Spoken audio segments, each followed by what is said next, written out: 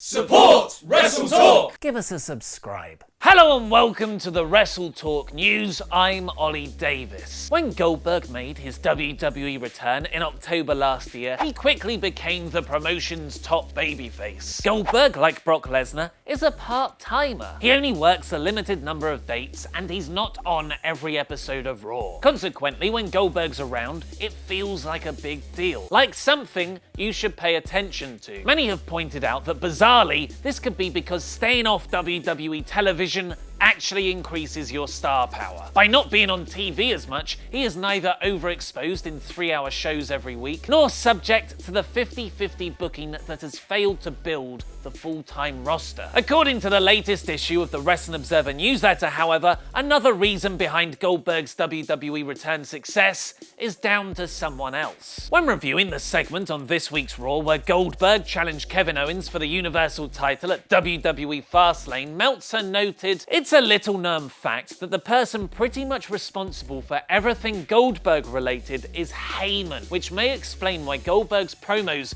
are so much better than anyone imagined they'd be." While being behind Goldberg's promos isn't exactly booking Raw, Heyman does appear to be creatively involved in any angles which use Lesnar. For instance, it was reported that Paul was possibly part of the meeting that came up with the MMA-style finish to Lesnar's SummerSlam main event against Randy Orton, which might mean Heyman came up with the incredibly cool idea for Goldberg to put himself on the list on this week's episode of Raw. A moment that you can now recreate at home in incredible true-to-life detail. That's right, throw away that old tattered clipboard because now WWE Shop have just brought out their latest overpriced piece of merchandise. A replica List of Jericho. I'm a bit disappointed it doesn't have all Jericho's misspelled names on there. Just like what sometimes happens with movie tie-in toy sets, often revealing significant plot details or surprise characters. Like this Marvel Batman action figure I picked up in a Turkish market, the List of Jericho merchandise might foreshadow an impending babyface turn. Jericho has an old school mindset when it comes to his merch. If he's playing a bad guy, he won't put out any t-shirts with his catchphrases on. Because if people are meant to be booing you, it doesn't quite work if they have your name scrawled across their chest. If Jericho is now given the okay for merchandise to go on WWE Shop, that supports fan theories that Y2J will be the good guy going into his planned WrestleMania 33 match against Kevin Owens. I've been watching this game long enough to know that if you hold a festival of friendship between two wrestlers, one of them will kick the other through a barbershop window. The Wrestling Observer newsletter also has an interesting backstage update on TNA. As I said in yesterday's news episode, Jeff Jarrett is now pretty much in control of Impact Wrestling after being brought back in by the new owners, Anthem Giant Bird and Entertainment. But Jarrett's return has made things a little uncomfortable in the TNA and ROH relationship, since there are lingering past issues involving the Jarrett-led version of the company